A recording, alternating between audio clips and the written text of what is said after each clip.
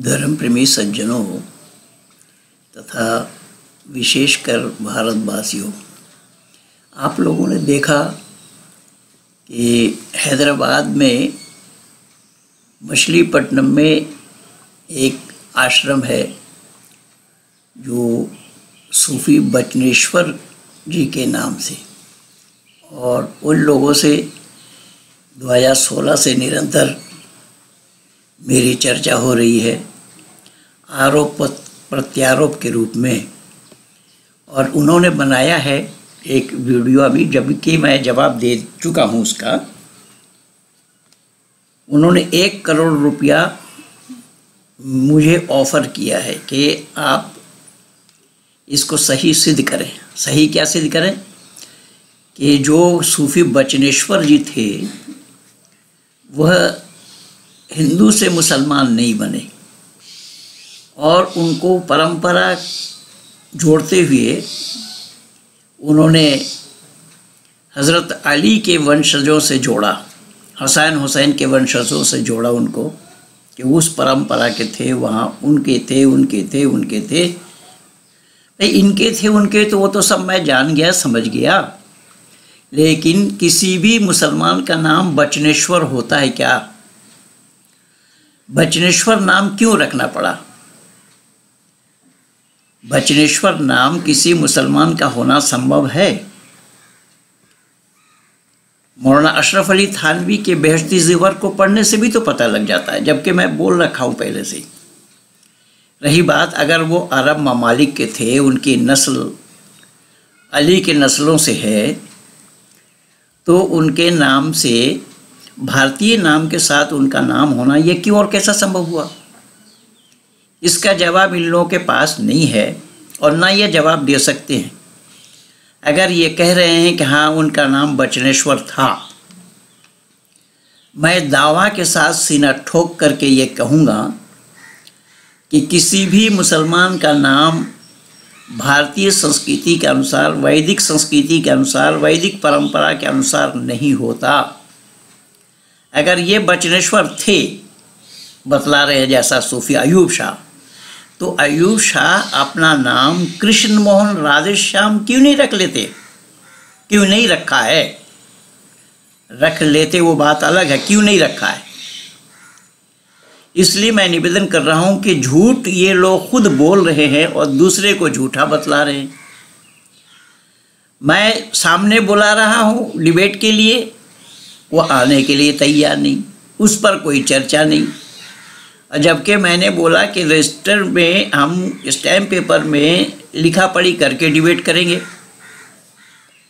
सच और झूठ की पैमाइश जनता जनार्दनों के बीच में छोड़ेंगे। जनता को तराजू मान करके निर्णय लेंगे कि खाँटी कौन है और मिलावट किनका है। इसलिए केवल एक चुनौती है कि बचनेश्वर नाम अगर भारत में भारतीयता के अनुसार उन्होंने ग्रहण किया,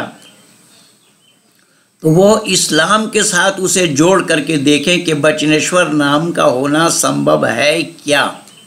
इस्लाम में अनुमति है क्या? इस्लाम एक कैंसर है, मैं पहले ही बोल चुका हूँ। आज मैं एक अकाट्य प्रमाण दे रहा हूँ कुरान से।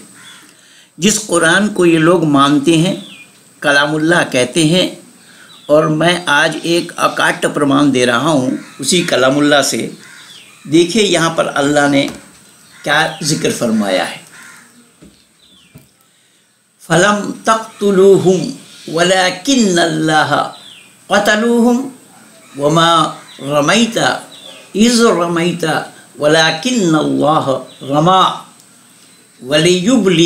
वलियुब्लियल मोमिनीना मिन्हु बलाअन हसना इन्नल्लाह समीउन अलीम ज़ालिकुम व अन्नल्लाह मोहिनु कैदिल काफिरीन।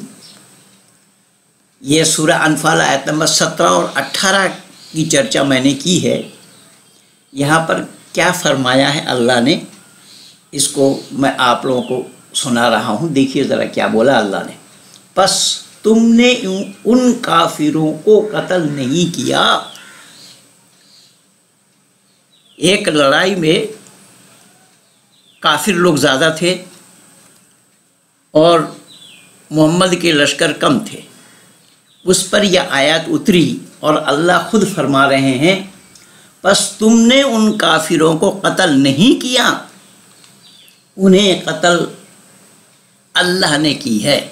अब देखिए, यह कुरान कलामुल्लाह नहीं है, इससे ये भी पता लग रहा है उन्हें कत्ल अल्लाह ने की है। अल्लाह खुद बोल रहे हैं, मैंने की है ये बोलना चाहिए था। इसका मतलब ये हुआ कोई और बोल रहा है। नहीं किया, बल्कि अल्लाह ने उन्हें कत्ल किया। और तूने जब फेंकी थी, उन्होंने पत्थर फेंका था, कंकड़ फेंका था हज़रत मोहम्मद साहब ने उन विरोधियों के ऊपर, कंकड़ फेंकी थी तो तूने नहीं बल्कि अल्लाह ने फेंक मारी थी। इसलिए कि अल्लाह ताला ईमान वालों पर बेहतरीन और उम्दा एहसान करना चाहता था।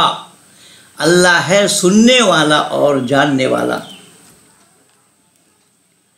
ये तो हो चुका, अब भी जान रख कि अल्लाह ताला कुफ्फार के हीलों को पस्त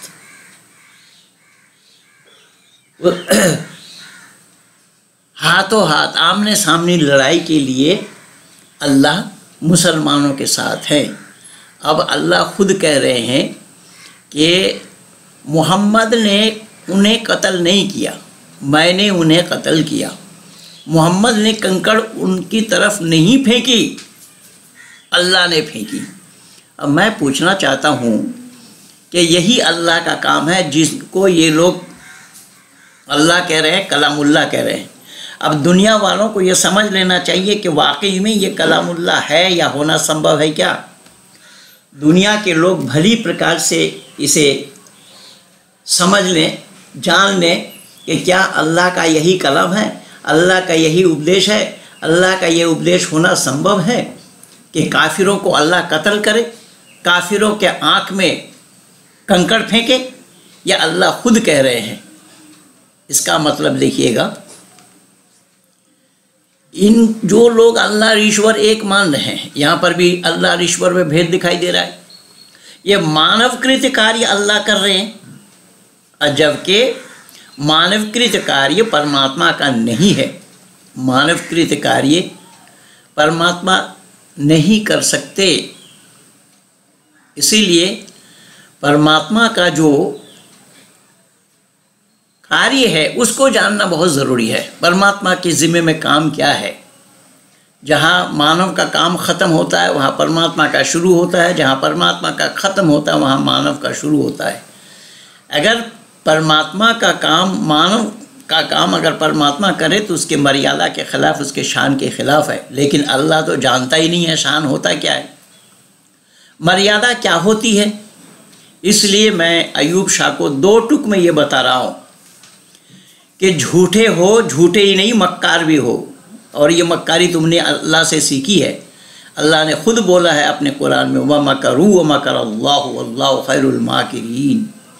मकर माने होता है धोखा। मैंने बेचारे ने जवाब देकर फंसाया इस्लाम को, जो मुशफिक सुल्तान के जवाब में किताब लिखा, उसमें मैं फिगर उठा करके दिया हूँ। मकर के माने धोखा। पौराणिक कोश से, अब्दुल करीम पारिक के पौराणिक कोश से ही मैं उसका उठा करके दिया फिगर। इसलिए मैं दो टुक में ये बता रहा हूँ आज जनता जनार्दनों को कि जिसे यह इस्लाम वाले अल्लाह कह रहे हैं कि अल्लाह जो दुनिया का बनाने वाला बता रहे हैं, अल्लाह दुनिया बनाना जानता भी नहीं है। मैं दावा के साथ कह रहा हूँ और मैं सामने बुला रहा हूँ इसीलिए कि सामने आने पर ये धराशायी हो जाएंगे और मैं धराशायी करूँगा इसी कुरान में। जिस कुरान के संदर्भ में तो केवल अनफाल का एक ही आयत, दो आयत सुनाया हूँ आप लोगों को, 17 और 18 ऐसे कुरान भरा पड़ा है। और अनफाल के माने होता माल गनीमत, यानी जो कुछ लोग कहते हैं कि कत्ल नहीं है, जिहाद नहीं है, ये जिहाद का ही है। सूरा अनफाल पूरा जिहाद के ऊपर ही है, सूरा तौबा भी जिहाद के ऊपर ही है।